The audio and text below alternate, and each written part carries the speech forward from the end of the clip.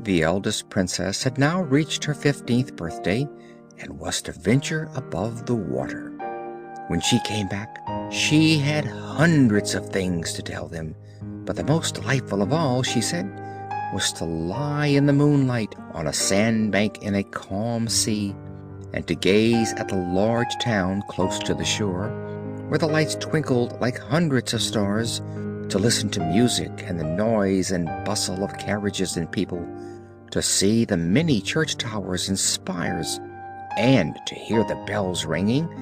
And just because she could not go on shore, she longed for that most of all.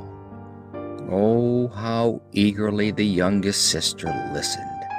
And when, later in the evening, she stood at the open window and looked up through the dark blue water, she thought of the big town with all its noise and bustle, and fancied that she could even hear the church bells ringing. The year after, the second sister was allowed to mount up through the water and swim about wherever she liked. The sun was just going down when she reached the surface, the most beautiful sight she thought that she had ever seen. The whole sky had looked like gold, she said, and as for the clouds, well, their beauty was beyond description.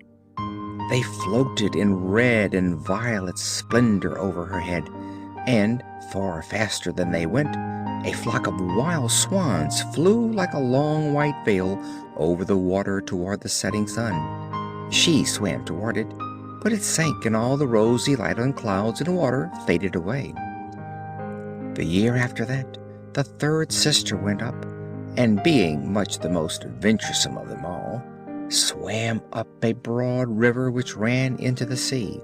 She saw beautiful green vine-clad hills, palaces and country seats peeping through splendid woods.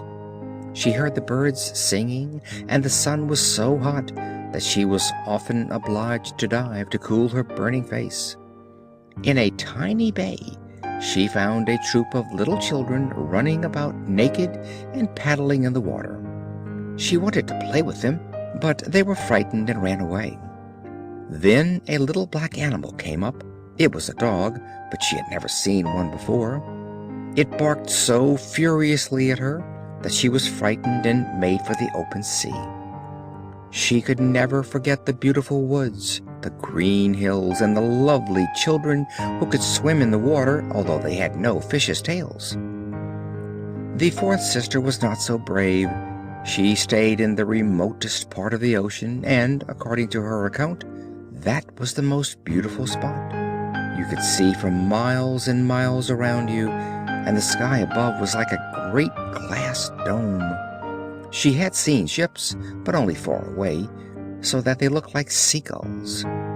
There were grotesque dolphins turning somersaults, and gigantic whales squirting water through their nostrils like hundreds of fountains on every side.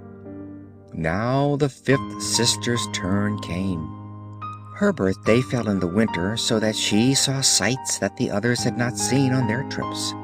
The sea looked quite green, and large icebergs were floating about, each one of which looked like a pearl, she said, but was much bigger than the church towers built by men. They took the most wonderful shapes and sparkled like diamonds. She had seated herself on one of the largest, and all the passing ships sheered off in alarm when they saw her sitting there with her long hair streaming loose in the wind. In the evening the sky became overcast with dark clouds. It thundered and lightened, and the huge icebergs, glittering in the bright lightning, were lifted high into the air by the black waves. All the ships shortened sail, and there was fear and trembling on every side, but she sat quietly on her floating iceberg, watching the blue lightning flash in zigzags down onto the shining sea.